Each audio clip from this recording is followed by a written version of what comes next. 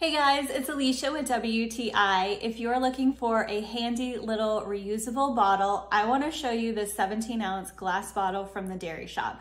So this is a cute little old style milk bottle with the square sides. It's made from a very thick glass, so it's virtually unbreakable, which is great for me. The cap that it comes with is a snap-on cap, and it really seals super well, so it is leak-proof.